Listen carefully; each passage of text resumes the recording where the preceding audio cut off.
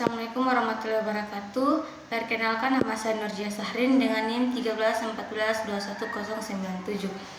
Baik, saya akan memaparkan materi tentang konsep dan ruang lingkup administrasi pembangunan. Langsung saja, administrasi pembangunan. 1. Pengertian administrasi.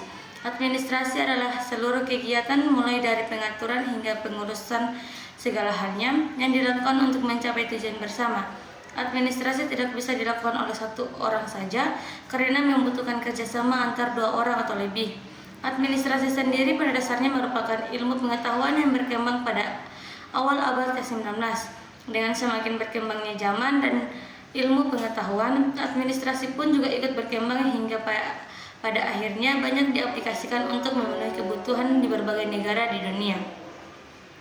Menurut Bintoro Cokroaminojojo, pembangunan merupakan suatu proses perubahan sosial berencana karena meliputi berbagai dimensi untuk mengusahakan kemajuan dalam kesejahteraan ekonomi, modernisasi pembangunan bangsa, wawasan lingkungan, dan bahkan peningkatan kualitas manusia untuk memperbaiki kualitas hidupnya. Berikut teori-teori pembangunan. 1. Teori pembangunan sebelum kemerdekaan. 2. Teori evolusi. 3. Teori struktural operasi. Dari penjelasan sebelumnya bahwa administrasi pembangunan merupakan proses pengendalian usaha oleh negara pemerintah untuk merealisasikan pertumbuhan yang direncanakan ke arah suatu keadaan yang dianggap lebih baik dan kemajuan di dalam berbagai aspek kehidupan bangsa. Kedua, ruang lingkup administrasi pembangunan. Secara umum ada dua fungsi administrasi pembangunan, yaitu pembangunan administrasi dan administrasi di bidang pembangunan.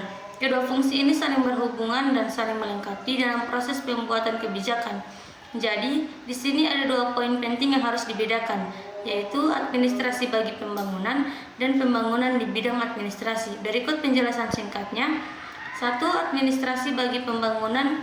Administrasi bagi pembangunan memiliki arti bahwa administrasi dilakukan dari dan untuk pembangunan. Kedua, pembangunan administrasi berkaitan dengan pembaharuan administrasi sebagai tindak lanjut dari pembangunan administrasi adalah adanya perubahan birokrasi dengan unsur birokrasi harus bisa mendorong partisipasi masyarakat. Birokrasi seharusnya tidak berpihak kepada yang kuat namun lebih berorientasi kepada yang kurang berdaya. Birokrasi berperan dalam mengarahkan dan memberdayakan masyarakat. Birokrasi seharusnya terbuka dan bertanggung jawab. Fungsi administrasi pembangunan.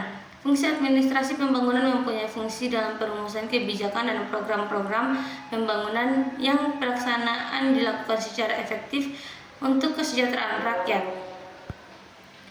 Sekian, terima kasih. Itulah materi tentang konsep dan ruang lingkup administrasi pembangunan. Assalamualaikum warahmatullahi wabarakatuh.